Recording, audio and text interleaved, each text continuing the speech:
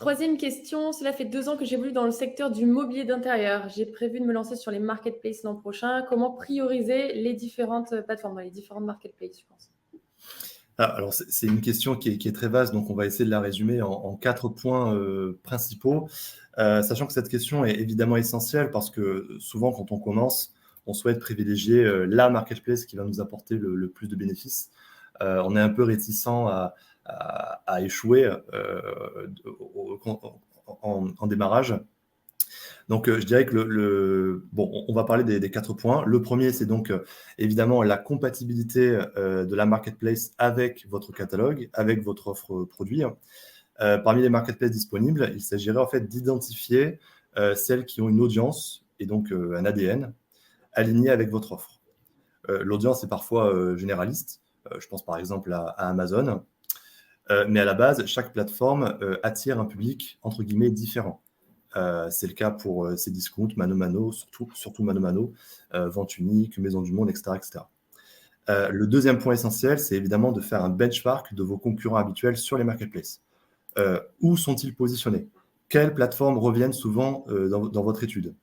Parce que si votre concurrent, qui a donc un positionnement relativement proche du vôtre, est positionné sur des marketplaces, il y a probablement un intérêt pour vous de vous y intéresser, voire de le suivre.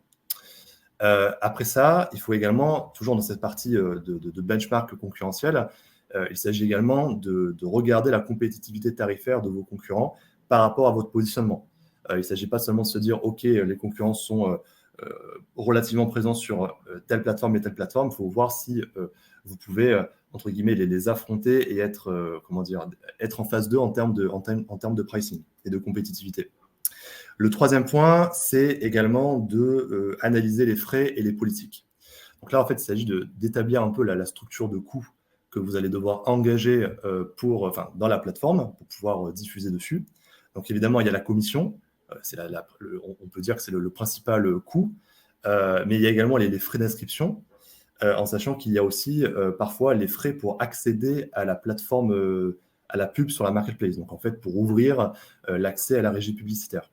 Donc en fait, mettez en face de cette structure de coûts vos marges et voyez si c'est intéressant ou pas, s'il y a un potentiel ou pas. Et enfin, quatrième point, évaluer la visibilité et la notoriété de la marketplace. Parce que évidemment, le succès de votre position sur la marketplace va aussi dépendre de la confiance des utilisateurs dans cette marketplace. Et ainsi, favoriser la transformation, la conversion, notamment quand on est sur des produits avec des parcours d'achat relativement longs, des gros paniers moyens, et donc beaucoup d'hésitation et de comparaison. Il faut que la marketplace en face soit fiable en termes de délai de livraison, en termes de fiabilité, tout simplement. Oui, j'aimerais bien compléter. Andy, tout à l'heure, tu as abordé la notion de commission et des frais que la plateforme pouvait engendrer. Et là, la semaine dernière, donc tout récemment, Amazon a publié une nouvelle commission qu'ils allaient appliquer auprès des marchands qui n'utilisent pas leur système de logistique. Donc ça fait partie des frais qui ne sont pas vraiment des frais cachés, mais pour lesquels il faut les connaître et il faut être au courant. Parce que même si c'est des frais minimes, ça vient s'ajouter aux frais qui existent déjà.